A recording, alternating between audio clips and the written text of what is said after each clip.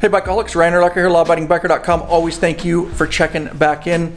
Squid next to me here. His bike on the lift, 2016 Ultra Limited. Today's video, we are going to install progressive 944 shocks on his bike. Now Squid, I gotta ask you, why are you doing the 944s and what are you looking to get out of them by installing these? So the 944s for me, they drop my ride height about 1 inch. I'm short, so I want to be flat-footed at stoplights and whatnot. And also I'm looking for a smoother ride during long distance touring. The shocks, they came in 3 different versions, and I went with the heavy duty version since I'm sort of a heavier person and I usually have a passenger with me. There you go. So make sure when you're selecting the 944s, you get, based on your weight and what kind of load you're doing. Also, we're trying to get rid of on this bike the air shock system. It came with that. Never was a fan of it. These definitely ride better. Those air systems leak, and so yeah, it's just good to get rid of that old air system and get something like this. Don't forget, we do carry the 944 shocks in the Law Abiding Biker store. Links to everything we talk about in the description below if you want to support us. You can get hooked up with them. Also, if you're interested in the 444s, direct comparison to the 944, except the 444s keep your bike standard height. They don't lower it 1 inch like the 944 does. Again, they come in different weight ratings, so make sure you select the right one. And I'll link to those in the description below. We will be doing a video on that too. We're going to install them on Oscar's bike, so make sure you're subscribed so that you know when that video comes out. So that's pretty much it. With that said, what do you say we get wrenching?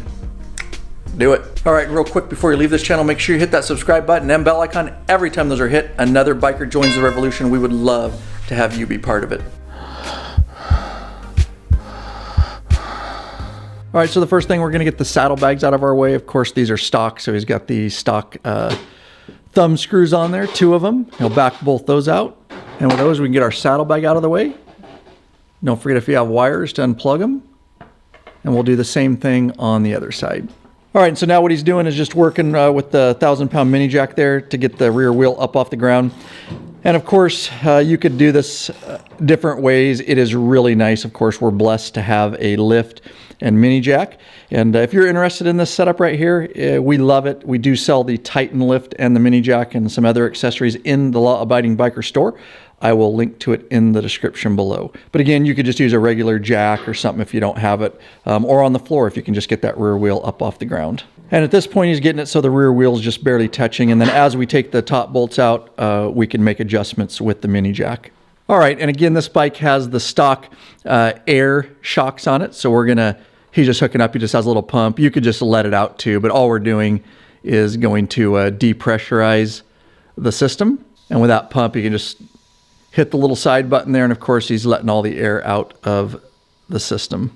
Okay, so now we're gonna disconnect the stock air lines. You just push the little red collar up and then pull on the lines and they come out. All right, and with a 3/4 inch socket, he's gonna take out the bottom bolt here of the stock shock. All right, and he's just moving up, of course, to the top bolt now, and he's gonna go ahead and back that top one all the way out, and his bottom's out.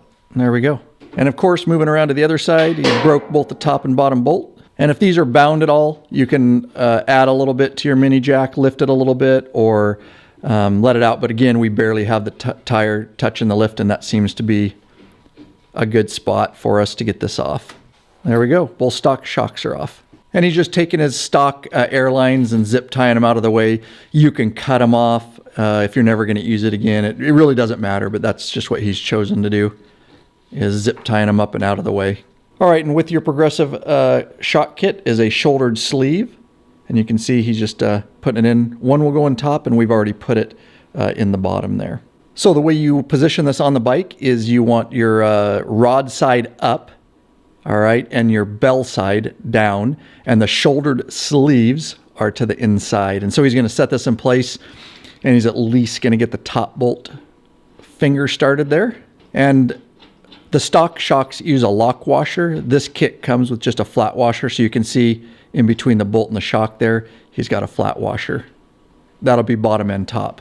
All right, and he's moving to his bottom here. And if this doesn't line up just right, like it's not for him, you can add a little bit, lift the bike a little bit with the mini jack, or let it down depending on how you get that hole lined up. You see he just needed a couple cranks of the mini jack. All right, guys, real quick, and we'll get right back into your video. A lot of man hours, effort, and of course finances go into keeping this YouTube channel going strong. There is a way you can support us by becoming a patron member, link in the description below.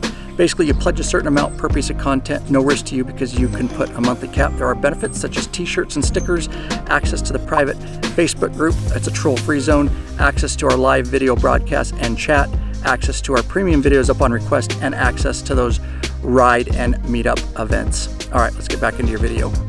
Now he's just going to snug these down just a little bit, and then we're actually going to get the torque wrench on here and put these to specs. All right, and he's got his torque wrench on there, and it's torqued to 35 to 40 foot-pounds. You can see he got the bottom one there, and he'll just finish off his torque in the top one, and good to go there. And of course, he's come around to the right side of the bike, and he's going to do the same exact thing. Don't forget rod side up, bell side down, shouldered collar.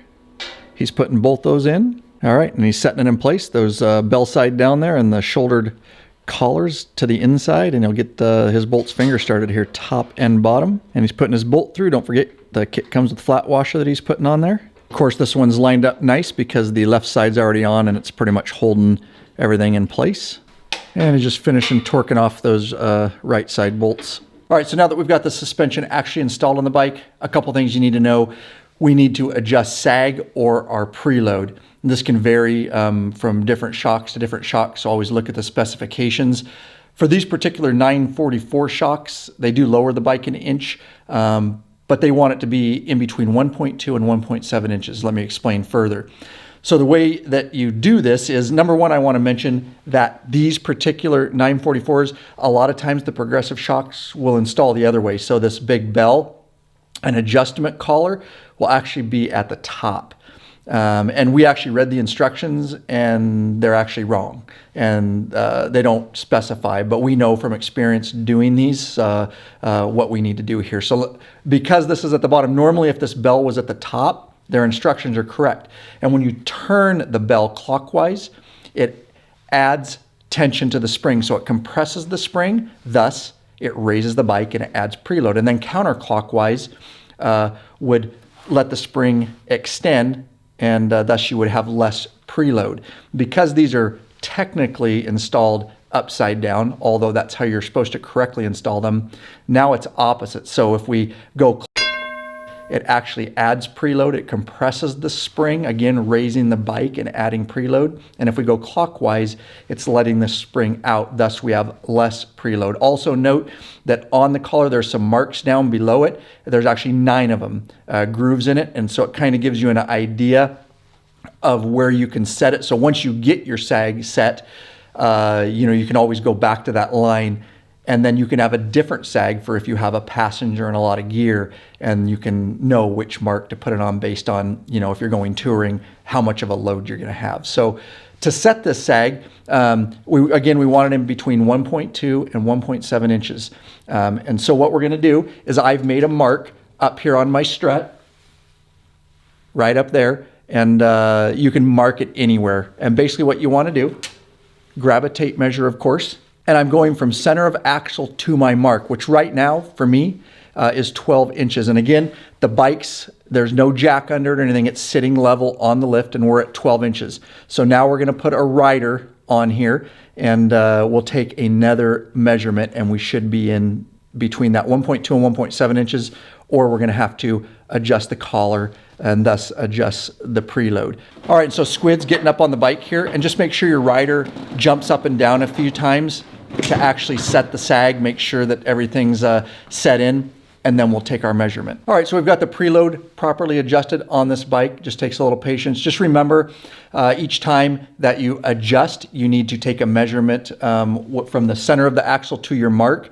And again, we want to be within that 1.2 to 1.7 inches.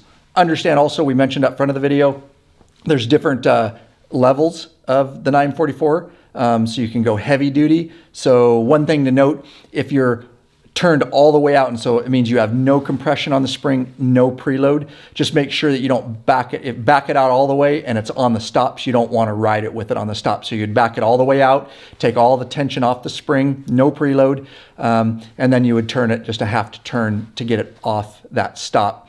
So you could be at a weight range where you get the heavy duties, and with the rider, you can't quite get it within the perfect sag, but you know that with your passenger and luggage that you're going to be in there. Those are just decisions you have to make when you order your shocks on kind of the weight rating and kind of what kind of load you're going to be carrying. So this bike's sag is set and he's ready to ride. Interesting. You didn't buy the pump with the HD symbol. I'm surprised it even puts air in the air system. It doesn't have an HD logo. I lost 5 horsepower.